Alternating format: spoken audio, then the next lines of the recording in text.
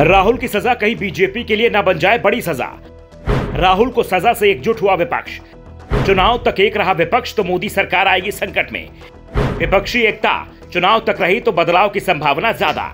सजा राहुल को हुई लेकिन गुस्से में पूरा विपक्ष दिखाई दे रहा है। अब तक कांग्रेस से दूरी बनाकर चल रही टीएमसी, सपा, आप और टीआरएस जो अभी तक तीसरे और चौथे मोर्चे की बातें कर रहे थे, आज सभी दल एकजुट रहने की बातें कर रहे हैं। दावा कर रहे हैं कि सभी एकजुट नहीं हुए तो कोई नहीं बचेगा। सबसे चौंकाने वाला बयान तो दिल्ली के सीएम अरविंद केजरीवाल का आया है, जो अभी तक सबसे ज्यादा नुकसान कांग्रेस को ही पहुंचाते दिख रहे थे।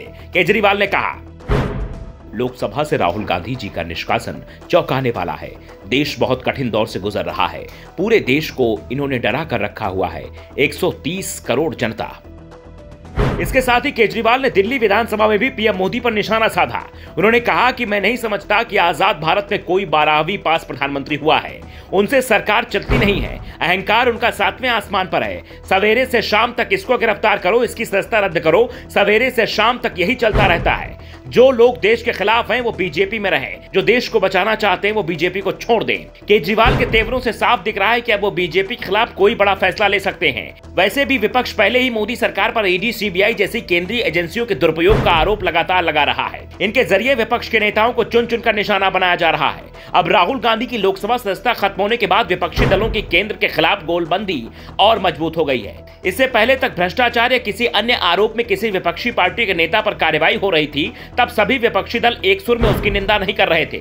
मिसाल के तौर पर अभी पिछले महीने ही जब दिल्ली के तत्कालीन डिप्टी सीएम और आम आदमी पार्टी के नेता मनीष सिसोदिया गिरफ्तारी हुई तो कांग्रेस उस पर एक तरह की रणनीति चुप्पी साधे रखी। उल्टा दिल्ली कांग्रेस ने तो इस कार्रवाई का समर्थन करते हुए यहां तक कह दिया था कि कार्रवाई तो पहले होनी चाहिए थी।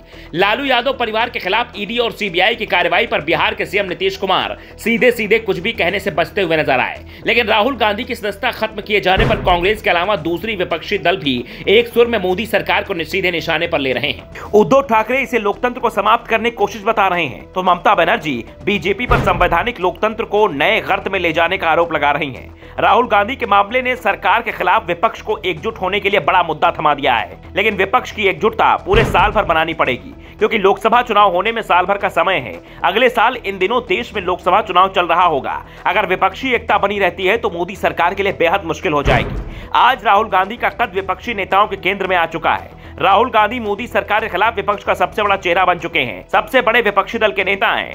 अब उनकी सांसदी जाने और अगले चुनाव में लड़ने पर संदेह के बादल मंडराने को वे गैर कांग्रेसी नेता जो खुद को प्रधानमंत्री पद के दावेदार के रूप में देखते हैं, एक मौके के तौर पर लेने की कोशिश करेंगे। ममता बनर्जी, के चंद्रशेखर राव, नीतीश कुमार, अरविंद केजरीवाल, फेहरिस्त लंबी है। 2024 आने तक गैर बीजेपी और गैर कांग्रेसी क्षत्रपों की प्रधानमंत्री पद की अभिलाषा और महत्वाकांक्षा शायद ही उन्हें एक छतरी के नीचे आने दे। और अगर विपक्ष एक छतरी के नीचे आ गया तो फिर बीजेपी के लिए बेहद मुश्किल होने वाली है, क्योंकि मोदी सरकार को पहले से ही 10 साल की एंटी इनकम्बेंसी से निपटना होगा। लोगों को इनकी अहंकारी सत्ता खिलाफ एकत्र होना होगा।